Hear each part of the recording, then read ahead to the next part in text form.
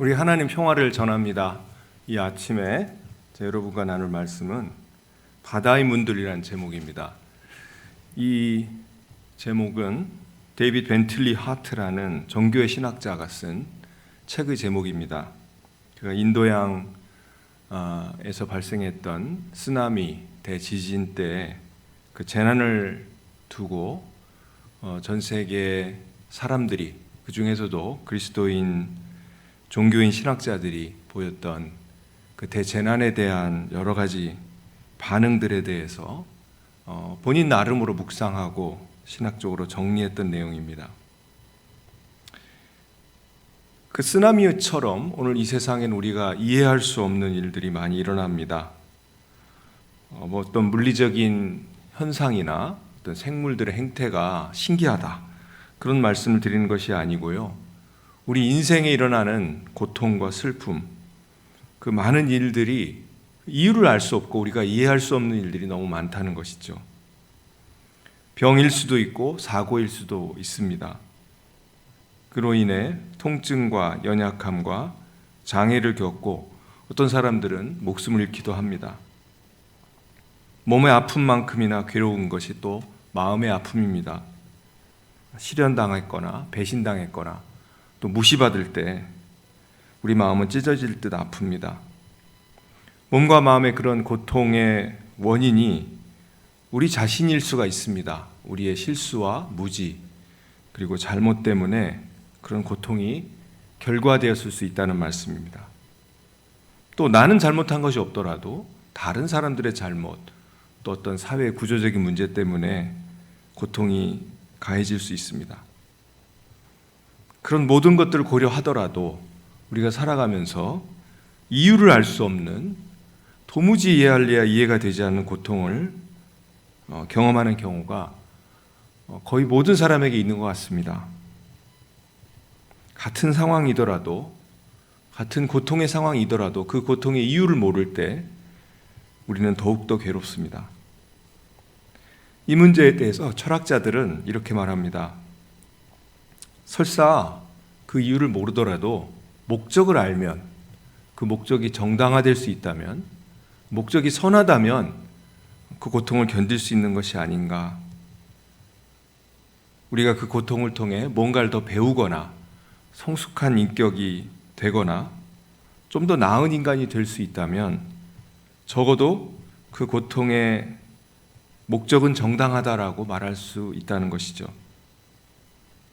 하지만 그렇게 깨닫고 고통의 의미를 알고 또 받아들일 수 있는 정도는 사람마다 다르고요. 또 고통을 겪는 상황마다 다른 것 같습니다. 신앙을 가진 사람들은 어떤가요? 신앙을 가진 사람들은 신이 모든 일을 창조했다고 믿습니다.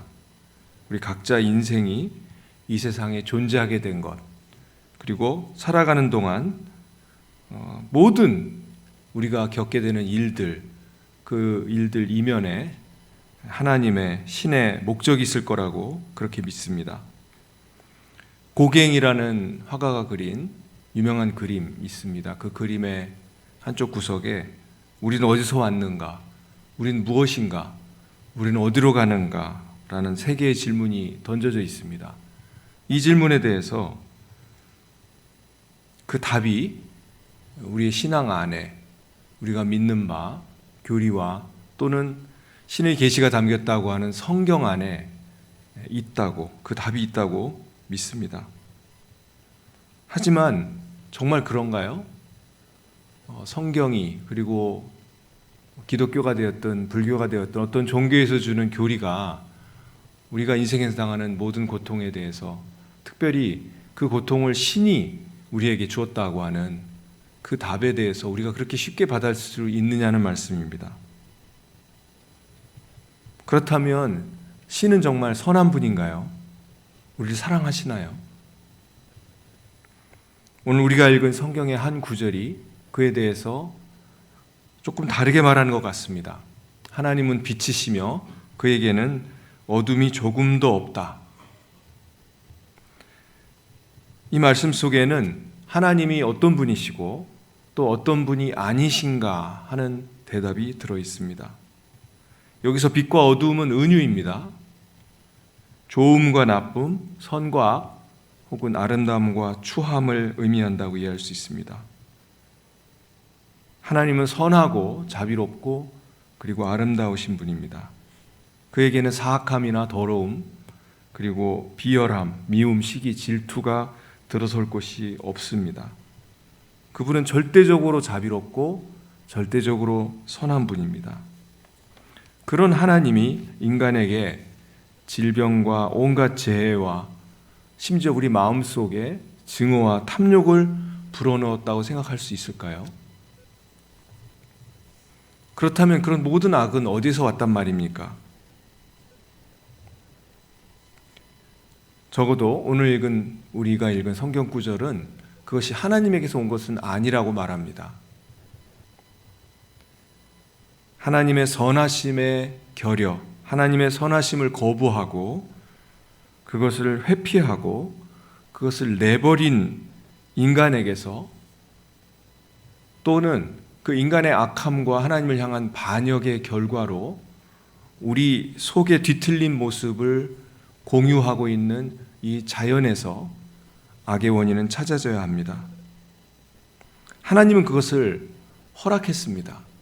우리가 다 알다시피 창세기에 그 오래된 악의 문제에 대한, 죄의 문제에 대한 이야기 속에서 하나님께서는 그 첫사람 아담과 하와가 하나님을 반역하고 배반하고 그 자신이, 인간이 신이 되고자 하는 그 욕구를 실천할 때, 그래서 선악과를 따먹고 자기들 스스로 하나님과 같이 되려고 했을 때 하나님은 어디 계셨습니까?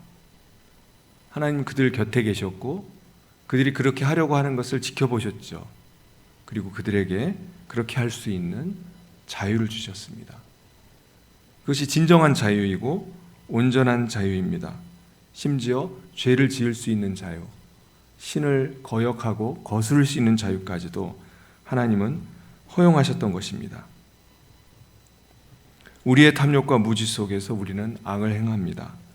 일정 부분 자연도 인간의 악한 의지와 자유로 왜곡되었다고 성경은 말합니다. 자연과 인간, 사회를 통해 수많은 필연적이고 또는 우연적인 악이 생겨나고 그 악이 온갖 고통을 우리에게 가져다 준다는 것입니다. 중요한 것은 신이, 하나님이 그것을 그저 지켜만 보고 있지 않다는 것입니다. 하나님은 그의 지칠 줄 모르는 자비와 사랑으로서 악과 싸우시고 결국 선으로 악을 이기실 것입니다.